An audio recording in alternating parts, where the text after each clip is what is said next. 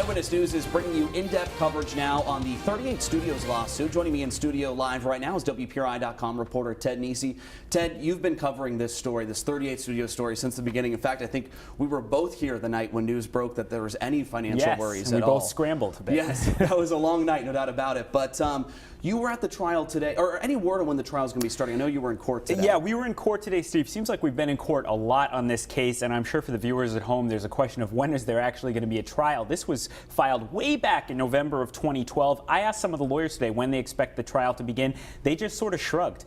They have until August to have depositions from witnesses, and even after that, there'll be more pretrial steps to take. So we could be going on 2 years, maybe more than 2 years before it starts. Could even be into next year. It's just not known yet. Interesting. Okay, so I know in court today, the defense started talking about the Watergate scandal. Yes, how is that Richard Nixon does not come up often when I cover 38 Studios, but it did today. The lawyer for Wells Fargo, one of the financial institutions being sued by the state, said the core question in this lawsuit is about what did, in that case, Governor Kachiri, in the Watergate case, President Nixon know, and when did they know it? And the same goes for the EDC board. And they said, we have to get as many documents as we can out of the state to prove what they knew and what they didn't know when the deal was done, because the whole case is based on the idea that Governor Kachiri and the EDC board were misled into doing the 38 Studios deal. The lawyers for the defendants say that's just not true. They knew everything they were getting into. It just didn't work out, and there's no one to be sued for that. So a lot of big updates just in the last 24 hours here. Anything else we're expecting this week? Yeah, the biggest thing we're waiting for this week, Steve, is will Gordon Fox, the former House Speaker who, of course, just resigned in March under a cloud of suspicion,